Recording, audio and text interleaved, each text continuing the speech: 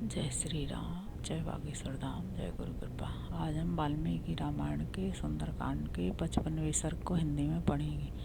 जय राम रमारमणम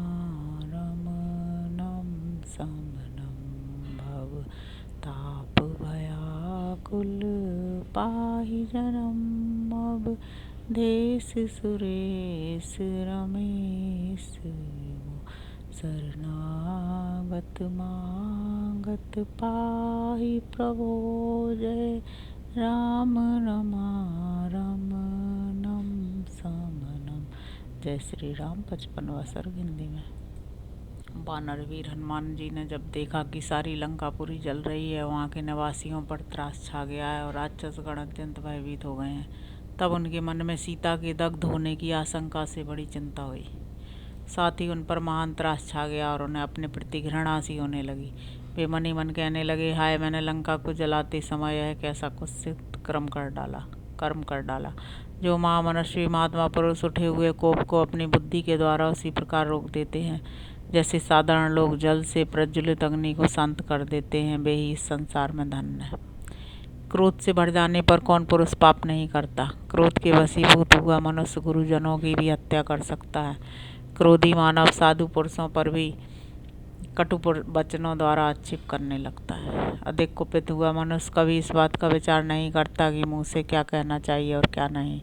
क्रोध के लिए कोई ऐसा बुरा काम नहीं जिसे वह ना कर सके, और कोई ऐसी बुरी बात नहीं जिसे वह मुंह से ना निकाल सके। जो हृदय में उत्पन्न हुए क्रोध को क्षमा के द्वारा उसी तरह निकाल देता है जैसे सांप अपनी पुरानी कैंचुल को छोड़ देता है, वही पुरुष कहलाता है। मेरी बुद्धि बड़ी खोटी है, मैं निर्लज्ज और महान पापाचारी हूँ। मैंने सीता की रक्षा का कोई विचार न करके लंका में आग लगा दी और इस तरह अपने स्वामी की ही हत्या कर डाली। मुझे धिक्कार है। यदि यह सारी लंका जल गई तो आर्या जानकी भी निश्चय ही उसमें दग्ध हो गई होंगी। ऐसा करके मैंने अनजान में अपने स्वामी का सारा काम ही चौपट कर डाला। जिस कार्य की सिद्धि के लिए यह सारा उद्योग किया गया था, वह कार्य ही मैंने नष्ट कर दिया, क्योंकि लंका जलाते समय मैंने सीता की रक्षा नहीं की।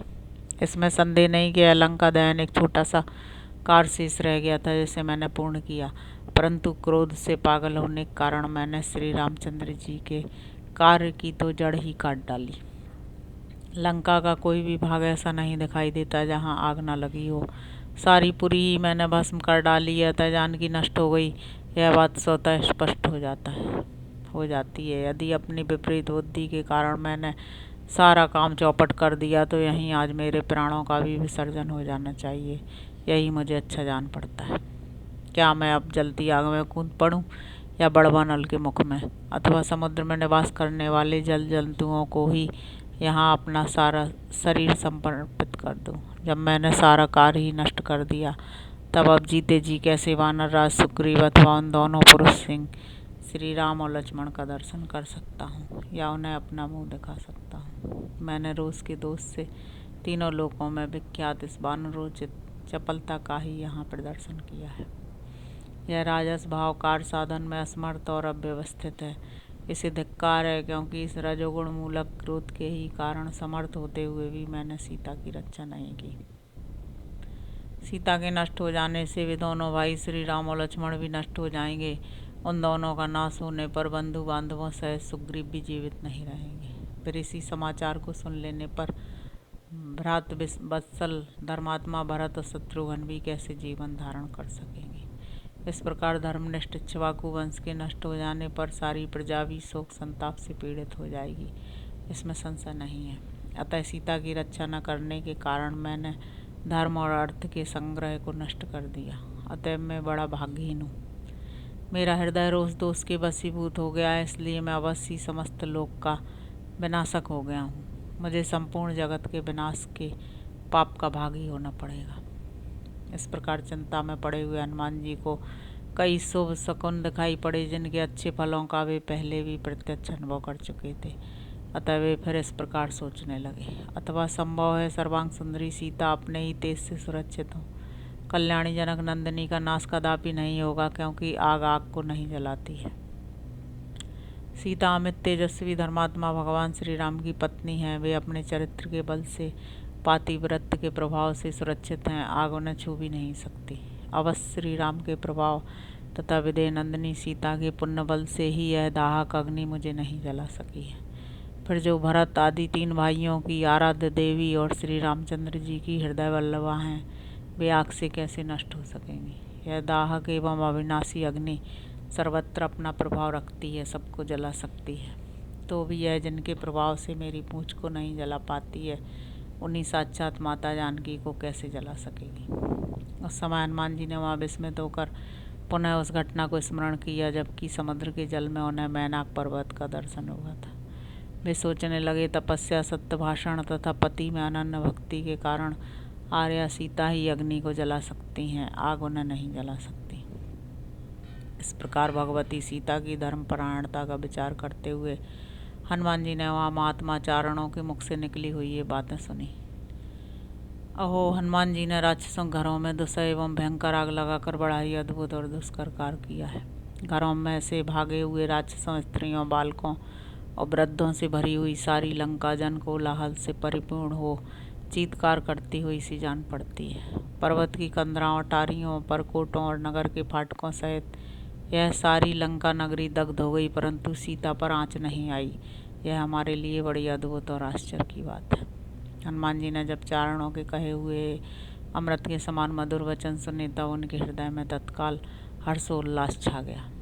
अनेक बार के प्रत्यक्ष अनुभव किए हुए शुभ शकुनों, महान गुणदायक कारणों तथा चारणों के कहे हुए पूर्वोक्त वचनों द्वारा सीता जी के जीवित होने का निश्चय करके हनुमान जी के मन में बड़ी प्रसन्नता हुई। राजकुमारी सीता को कोई क्षति नहीं पहुंची है, यह जानकर कपिवर हनुमान जी ने अपना संपूर्ण मनोरथ सफल समझा और पुनः उनका प्रत्यक्ष दर्शन करके लौट जाने का विचार किया। इस प्रकार श्री वाल्मीकि निर्मित आर्ष रामायण आदि काव्य की सुंदरकांड में 55वां सर्ग पूरा हुआ। अब हम 56वां सर्ग हिंदी में पढ़ेंगे। तदंतर हनुमान जी अशोक वृक्ष के नीचे बैठी हुई जानकी जी के पास गए और उन्हें प्रणाम करके बोले, अरे सौभाग्य की बात है, इस समय मैं आपको सकुशल देख रहा हूँ। सीता अपने पति के स्नेह में डूबी हुई थी। वे हनुमान जी को प्रस्थान करने के लिए उद्यत जान उन्हें बारंबार देखती हुई बोली, तात निष्पाप वानरवीर, यदि तुम उचित समझो तो एक दिन और यहाँ किसी गुप्त स्थान में ठहर जाओ। आज विश्राम करके कल चले जाना। वानर प्रवर, तुम्हारे निकट रहने से मुझ मंद भागनी का अपार शोक भी थोड़ी देर के लिए कम हो जाएगा। कभी श्रेष्ठ वानर शिरोमणि, जब तुम चले जाओगे तब फिर तुम्हारे आने तक मेरे प्राण रहेंगे या नहीं, इसका कोई विश्वास नहीं है। वीर, मुझ पर दुख पड़ते गए हैं। मैं मानसिक सुख से दिन दिन दुर्बल होती जा रही हूँ। अब तुम्हारा दर्शन ना होना मेरे हृदय को और भी विदीर्ण करता रहेगा। वीर, मेरे सामने यह संदेह अभी तक बना ही हुआ है कि बड़े बड़े वानरों और रीछों के सहायक होने पर भी महाबली सुग्रीव इस दुर्लंघ समुद्र को कैसे पार करेंगे। उनकी सेना के वे वानर और भालू तथा वे दोनों राजकुमार श्री राम और लक्ष्मण भी इस महासागर को कैसे लांघ सकेंगे। 3 ही प्राणियों में समुद्र को लांघने की शक्ति है, तुम में, गरुड़ में अथवा वायु देवता में। इस कार्य संबंधी दुष्कर प्रतिबंध के उपस्थित होने पर तुम्हें क्या समाधान दिखाई देता है, बताओ, क्योंकि तुम कारकुशल हो, शत्रु वीरों का संहार करने वाले कपिश्रेष्ठ। इसमें संदेह नहीं कि इस कार्य को सिद्ध करने में तुम अकेले ही पूर्ण समर्थ हो, परंतु तुम्हारे द्वारा जो विजय रूप फल की प्राप्ति होगी उससे तुम्हारा ही यश बढ़ेगा, भगवान श्री राम का नहीं। परंतु शत्रु सेना को पीड़ा देने वाले श्री रामचंद्र जी यदि लंका को अपनी सेना से पद्दलित करके मुझे यहाँ से ले चलें तो वह उनके योग्य पराक्रम होगा। अतः तुम ऐसा उपाय करो जिससे युद्धवीर महात्मा श्री रामचंद्र जी का उनके योग्य पराक्रम प्रकट हो। सीता जी की यह बात इसने युक्त तथा विशेष अभिप्राय से भरी हुई थी। इसे सुनकर वीर हनुमान ने इस प्रकार उत्तर दिया, देवी, वानर और भालुओं की सेनाओं के स्वामी कपिश्रेष्ठ सुग्रीव बड़े शक्तिशाली पुरुष हैं। वे तुम्हारे उद्धार के लिए प्रतिज्ञा कर चुके हैं। विदेह नंदिनी, अतः वे वानरराज सुग्रीव सहस्त्रों कोटि वानरों से घिरे हुए तुरंत यहाँ आएंगे। साथ ही वे दोनों वीर नरश्रेष्ठ श्री राम और लक्ष्मण भी एक साथ आकर अपने सहायकों से इस लंकापुरी का विध्वंस कर डालेंगे। परारोहे राक्षस राज रावण को उसके सैनिकों सहित काल के काल में डालकर श्री रघुनाथ जी आपको साथ ले शीघ्र ही अपनी पुरी को पधारेंगे। इसलिए आप धैर्य धारण करें, आपका भला हो, आप समय की प्रतीक्षा करें। रावण शीघ्र ही रणभूमि में श्री राम के हाथ से मारा जाएगा, यह आप अपनी आंखों देखेंगी। पुत्र मंत्री और भाई बंधुओं सहित राक्षस राज रावण के मारे जाने पर आप श्री रामचंद्र जी के साथ उसी प्रकार मिलेंगी जैसे रोहिणी चंद्रमा से मिलती है। वानर और भालुओं के प्रमुख वीरों के साथ श्री रामचंद्र जी शीघ्र ही यहाँ पधारेंगे और युद्ध में शत्रुओं को जीतकर आपका सारा शोक दूर कर देंगे। विदय नंदिनी सीता को इस प्रकार आश्वासन दे वहाँ से जाने का विचार करके हनुमान ने उन्हें प्रणाम किया। वे बड़े बड़े राक्षसों को मारकर अपने महान बल का परिचय दे वहाँ ख्याति प्राप्त कर चुके थे। उन्होंने सीता को आश्वासन दे लंकापुरी को व्याकुल करके रावण को चकमा देकर उसे अपना भयानक बल दिखा वैदेही को प्रणाम करके पुनः समुद्र के बीच से होकर लौट जाने का विचार किया। अपने स्वामी श्री रामचंद्र जी के दर्शन के लिए उत्सुक हुए शत्रुमर्दन कपिश्रेष्ठ हनुमान पर्वतों में उत्तम अरिष्टगिरी पर चढ़ गए। ऊंचे ऊंचे पद्म के समान वर्ण वाले वृक्षों से सेवित नीली वन श्रेणियाँ मानो उस पर्वत का परिधान वस्त्र थी। शिखरों पर लटके हुए श्याम मेघ उसके लिए उत्तरीय वस्त्र से प्रतीत होते थे। सूर्य की कल्याणमयी किरणें प्रेम पूर्वक उसे जगाती सी जान पड़ती थी। नाना प्रकार के धातु मानो उसके खुले हुए नेत्र थे जिनसे वह सब कुछ देखता हुआ सा स्थित था। पर्वतीय नदियों की जलराशि के गंभीर घोष से ऐसा लगता था मानो वह पर्वत सस्वर वेद पाठ कर रहा हो। अनेकानेक झरनों के कलकल नाद से वह अरिष्टगिरी स्पष्टतया गीत सा गा रहा था। ऊंचे ऊंचे देवदारू वृक्षों के कारण मानो हाथ ऊपर उठाए खड़ा था। सब और जलप्रपातों की गंभीर ध्वनि से व्याप्त होने के कारण चिल्लाता या हल्ला मचाता सा जान पड़ता था। झूमते हुए सरकंडों के श्याम वनों से वह कांपता सा प्रतीत होता था। वायु के झोंके खाकर हिलते और मधुर ध्वनि करते बांसों से उपलक्षित होने वाला वह पर्वत मानो बांसुरी बजा रहा था। भयानक विषधर सर्पों के पुंकार से लंबी सांस खींचता सा जान पड़ता था। कोहरे के कारण गहरी प्रतीत होने वाली निश्चल गुफाओं द्वारा वह ध्यान सा कर रहा था। उठते हुए मेघों के समान शोभा पाने वाले पार्श्ववर्ती पर्वतों द्वारा सब और विचरता सा प्रतीत होता था। मेघमालाओं से अलंकृत शिखरों द्वारा वह आकाश में अंगड़ाई सी ले रहा था। अनेकानेक श्रृंगों से व्याप्त तथा बहुत सी कंदराओं से सुशोभित था। साल ताल कर्ण और बहुसंख्यक बांस के वृक्ष से सब ओर से घेरे हुए थे। फूलों के भार से लदे और फैले हुए लता वितान उस पर्वत के अलंकार थे। नाना प्रकार के पशु वहाँ सब और भरे हुए थे। विविध धातुओं के पिघलने से उसकी बड़ी शोभा हो रही थी। वह पर्वत बहुसंख्यक झरनों से विभूषित तथा राशि राशि शिलाओं से भरा हुआ था।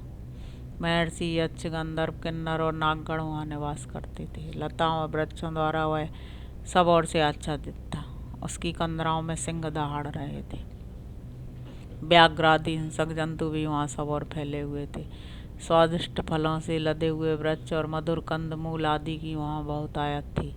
ऐसे रमणीय पर्वत पर वानर शिरोमणि पवन कुमार हनुमान जी श्री रामचंद्र जी के दर्शन की शीघ्रता और अत्यंत हर्ष से प्रेरित होकर चढ़ गए। उस पर्वत के रमणीय शिखरों पर जो शिलाएं थीं वे उनके पैरों के आघात से भारी आवाज के साथ चूर चूर होकर बिखर जाती थी। उस शैलराज अरिष्ट पर आरूढ़ हो महाकपि हनुमान जी ने समुद्र के दक्षिण तट से उत्तर तट पर जाने की इच्छा से अपने शरीर को बहुत बड़ा बना लिया।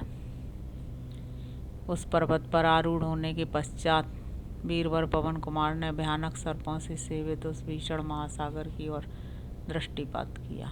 वायु देवता के औरस पुत्र कपिश्रेष्ठ हनुमान जैसे वायु आकाश में तीव्र गति से प्रवाहित होती है उसी प्रकार दक्षिण से उत्तर दिशा की ओर बड़े वेग से चले। हनुमान जी के पैरों का दबाव पड़ने के कारण उस श्रेष्ठ पर्वत से बड़ी भयंकर आवाज हुई और वह अपने कांपते हुए शिखरों टूटकर गिरते हुए वृक्षों तथा भांति भांति के प्राणियों सहित तत्काल धरती में धंस गया। उनके महान वेग से कंपित हो फूलों से लदे हुए बहुसंख्यक वृक्ष इस प्रकार पृथ्वी पर गिर पड़े मानो उन्हें वज्र मार गया हो। उस समय उस पर्वत की कंदराओं में रहकर दबे हुए महाबली सिंहों का भयंकर नाद आकाश को फाड़ता हुआ सा सुनाई दे रहा था। भय के कारण जिनके वस्त्र ढीले पड़ गए थे और आभूषण उलट पलट गए थे वे विद्याधरियाँ सहसा उस पर्वत से ऊपर की ओर उड़ चली। बड़े बड़े आकार और चमकीली जीभ वाले महाविशैले बलवान सर्प अपने फन तथा गले को दबाकर कुंडलाकार हो गए। किन्नर नाग अंदर वो यक्ष और विद्याधर उस धंसते हुए पर्वत को छोड़कर आकाश में स्थित हो गए। बलवान हनुमान जी के वेग से दबकर वह शोभाशाली महीधर वृक्षों और ऊंचे शिखरों सहित रसातल में चला गया। अरिष्ट पर्वत 30 योजन ऊंचा और 10 योजन चौड़ा था, फिर भी उनके पैरों से दबकर भूमि के बराबर हो गया। जिसकी ऊंची ऊंची तरंगें उठकर अपने किनारों का चुंबन करती थीं, उस खारे पानी के भयानक समुद्र को लीलापूर्वक लांघ जाने की इच्छा से हनुमान जी आकाश में उड़ चले। इस प्रकार श्री वाल्मीकि ने अमृतार्थ रामायण आदि काव्य सुंदरकांड में 56वां सर्ग पूरा हुआ। जय श्री राम। जय